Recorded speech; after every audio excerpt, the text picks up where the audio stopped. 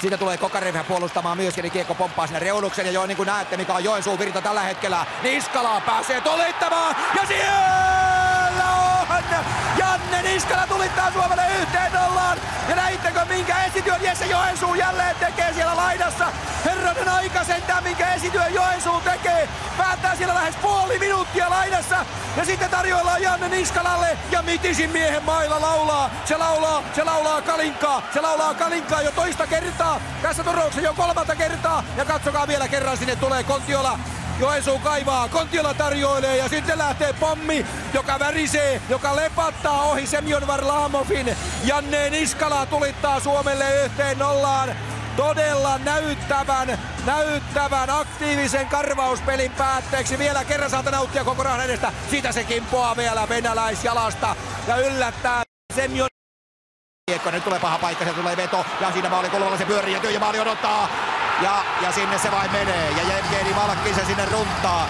Ei sille mitään voi, se pomppii sinne maaliin ja näin tämä porukka sitten juuri kun sitä pääsin vähän arvostelemasta, niin pääsee tasoittamaan ottelun yhteen. Ilman mitään sen suurempaa vaaraa siinä ei ollut, mutta sitten Popo pääsee kiekkoon ja Jevgeni Malkin jälleen. Ruuti on todella rajua tällä kaverilla. Katsokaa tilastoja 8+8 tehtynä. Ja nyt katsotaan mistä se oikein pomppaa lopulta, koska Vehanen on kaukana maaliltaan. Malkin kiertää sieltä ja kyllä Malkin vetää aivan sinne yläpeltiin. Todella maagisen komea ratkaisu. Ensin sieltä tulee laukaus. Se on Nikitinin veto ja Malkin pienestä kulmasta pystyy. Tulee hyökkäysalueelle Malkin keskustaan ja sitten viivalla onko ketään? On siellä sananmukaisesti ketään ja sitten maalin kulmalla siellä vääntää vuorostaan sitten tällä kertaa Popova. Ja sieltä lähtee vielä pyörimään peli. Muutama sekuntille rangaistustielle. Malkin! Oi. Malkin pääsee siitä neliön keskeltä uittamaan Vehasen jalkojen välistä. Vain 5 sekuntia rangaistusta jäljellä ja Malkinko se nyt sitten on, joka tässä ryöstää ja riistää Suomea, mutta näin se on. Malkinille toinen maali tässä turnauksessa. 2 kertaa NHL:n runkosarjan pistepörssin voittanut Malkin. Viimeinen voitto tuli nyt ja katsokaa, Malkin on siellä neliön keskellä ja pääsee siitä sitten kuin varoittamatta liukumaan sinne ja liukuu siihen ja nopea kääntölaukaus lähtee ja sinne se vain livahtaa valitettavasti Petri Vehasen jalkojen kiekon.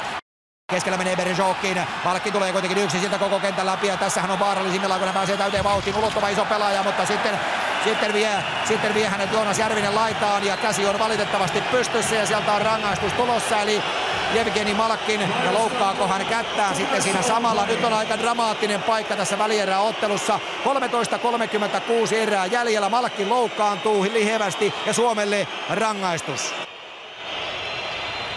Vahva kun hän on. Varsinainen jyrä tulee sieltä keskustaan ja laukoo joka paikasta ja herranen aika sentään pääsee iskemään Venäjälle 3-1. Kyllä Venäjä käyttää kaamealla prosentilla nämä maalipaikat hyväkseen.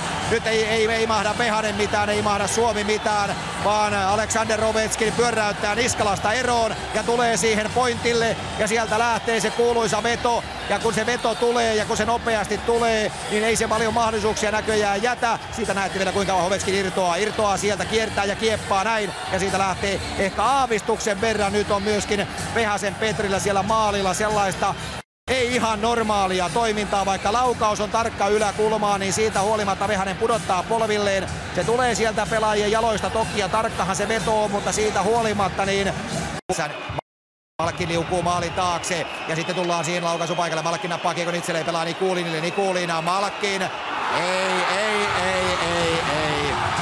Ei kerta kaikkiaan tule mitään. Nyt uppoaa kyllä joka paikasta. Jevgeni Malkin tekee 3. maalinsa ja kyllä tässä löylytys tulee. Se on toinen ylivoima maali Venäjälle. Ei mahda mitään, kyllä nyt menee kovin helposti maalit, niin kuin tässäkin tilanteessa. Malkki saa jopa ladata siellä ja niin kuin näkyy, niin täällä punaista lakkia lentelee jäälle. Jevgeni Malkin 3. maali välierässä. Ja näette kuinka hän siinä pelaa kiekon Nikulinin kautta itselleen, veto lähtee ja ei maskia ja vielä kerran onhan siinä oma pelaaja, onhan se komea vetokin kieltämättä jälleen, mutta kyllä on hirvittävä tämä maalinteko prosentti Venäjän joukkueella ja kyllä Suomi on lyöty nyt kanveesiin, ei sille mahda mitään. Sitä kuvaa nimenomaan tämä hirmuinen hattujen sekamelska, joka tällä hetkellä kentällä on ja niin tämä kaveri sitten, Jevgeni Malkin, 20 eteen Kuleiminille ja Kokarev pääsee kääntämään ja aivan hirmuista kyytiä tulee heti. Aivan hirmuista kyytiä tulee heti, vain minuutti 5 sekuntia on ennätetty pelata. Ja kyllä jos kun näitä prosentteja lasketaan, niin kyllä Venäjän maalintekoprosentti tässä pelissä on käsittämätön. Denis Kokarev on nyt sitten maalintekijä. Katsokaa, Nikolai Kuleimin, Kokarev, ja hän pääsee kiertelemään ja kaartelemaan, ja mistähän se nyt sitten livahtaa sinne siihen. Se taitaa livahtaa Ossi Väänäsestä tällä kertaa sisään, eli sieltä noin. Ja kyllä sieltä taustalta tulee vielä erittäin vahvasti venäläis. Viivalle sinne sitten veto lähtee, sekin peitetään, siinä on Zherdev laukeena, Nikitin, Virjukov ja vetoja tulee. Vetoja tulee ja vetoja menee, vetoja tulee ja vetoja menee, peli on jo 6-1. Virjukova pääsee lataamaan sinne maalille ja kiekko on häkissä. 3. ylivoimamaali Venäjälle ja Suomi saa tauluunsa tässä pelissä kyllä pahanpäiväisesti. 6-1 ovat numerot. Lopulta se on sitten Sergei Sirokov, joka sieltä maalin läiskii maalillista. Katsokaa, sieltä lähtee Nikitinin kautta kiekko Virjukoville ja Virjukov lataa sinne ja sinne se noin kimpoaa sieltä jostain Vähäsen suojuksien alta. Noin, sieltä räpylän alta se putoaa suoraan Sirokovin lapaan ja hups keikkaa, peli on 6-1. Vielä sieltä löytyy Joonas Järvinen. Järvinen vetää kohti maalia. Varlamov katselee ja Järvinenkö sitten puikkaa kiekon vai onko se Granlund maalin edestä, joka sitten antaa vähän lohtua suomalaisille, mutta niin kuin näkyy, niin ei tässä kauheasti riemurepeä. Mutta joka tapauksessa Suomi kaventaa 6-2. Joonas Järvinen toimittaa kiekon maalille ja Mikael Granlund taitaa olla se pelaaja, joka siellä sitten maalin edessä on, ja jos näin on, niin tämä on siinäkin mielessä muuten mielenkiintoinen tilanne, että edellisen kerran Granlund on tehnyt maalin 17. päivä helmikuuta Kärppiä vastaan käydyssä ottelussa. Ja nyt sitten vielä uudelleen sama tilanne. Sieltä Järvinen laukoo ja sitten sieltä tulee tilanne. No ei tuossa nyt ole yhtään mitään epäselvyyttä. Se on aivan selvä maali. Järvinen, sieltä laukaus lähtee ja Granlund noin pistää siitä sitten Tereschenkon nenän edestä mailan väliin. Ja tällä tavalla sitten kiekko on häkissä.